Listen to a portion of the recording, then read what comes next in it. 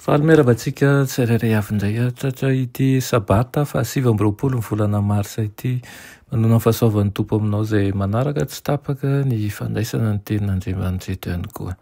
Alohan'ny deratsika ny mofinainan'io dia vavaka isika.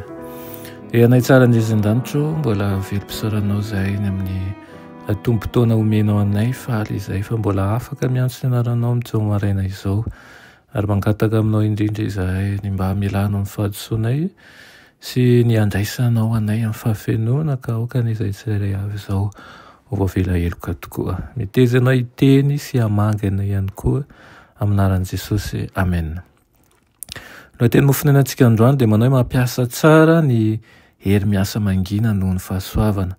Nalaina amin'ny Lioka 2:4-10 manao hoe ary izay mahatoky amin'ny kely indrindra dia mahatoky koa amin'ny be ary izay tsy marina amin'ny kely indrindra dia tsy marina koa amin'ny be. Amen.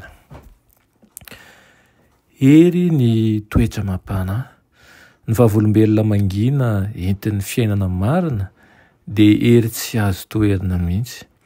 Ny fanehoantsika eo amin'ny fiainantsika ny toetra mapana ny Kristy dia fiarahantsika miasa aminy eo amin'ny asa famonjem-panahy ary arakaraky ny mahalehibe ny faritra iasan'ny hery avy amintsika no habetsahany soa mety ho vitantsika.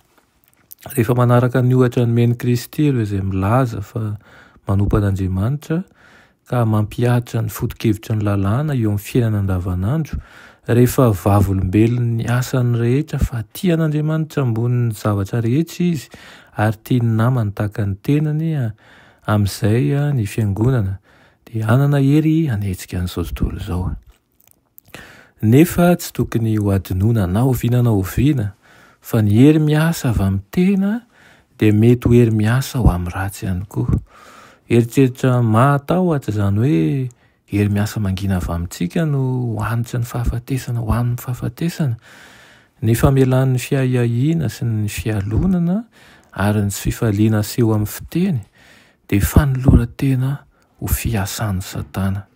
Alohan'ny hatsapany an'izay ataony dia efa nanatanteraka ny fikasany tamin'ny alalan'izy ireo ny fahavalo, ny tsy fahatokiana, ny tsy finoana, ny fivadiana ankitsirany tsotro izao dia efa naka ny toeran'ny mpamonjy tao am-po. Amin'izay fotoana izay dia afa-po ny mpiasan'ny Satana mijery ireo nitariny ho amin'ny salasalana. Ankehitriny efa mafy tsy laitry ny fananarana sy ny fiangaviana intsony. Mandoka teny izy fa raha ampitahina amin'ireo fanahireo dia tsara toetra sy marina tokoa. Tsy tsapany fa ireo faharavan'ny toetra mampana mahoneny ireo dia asan'ny lelany izay tsy voafehy sy ny fony izay mpikomy ihany. Dia toy izany koa ny toetra maivamaivana, ny fampananaram-pony tena, ny tsy firayana feno atsirambina dia mampivily fanahy maro hiala amin'ny lalan'ny fiainana.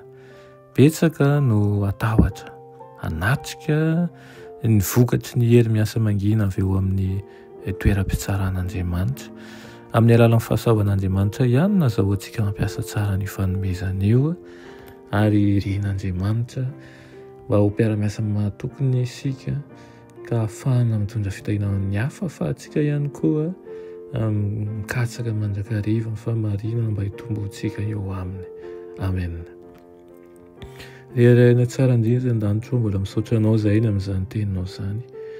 Ampianaro mandrakariva izahay mba hanana ny fahamoram-panahy avy aminao, andefitra ny momba anay amin'ny maha-olombelona anay, fa anay koa ampiasanao amin'ny fanavaozana, ahafahanay miomby tsoa sy miomby kevitra ary misalama miaraka aminao amin'ny fanaovana ny asa. Aminaran'i Jesosy. Amen.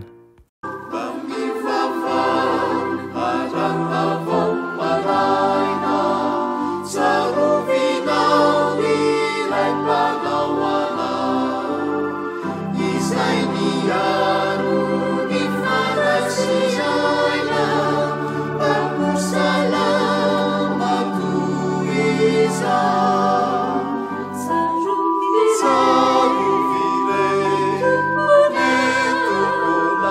zay mpiaro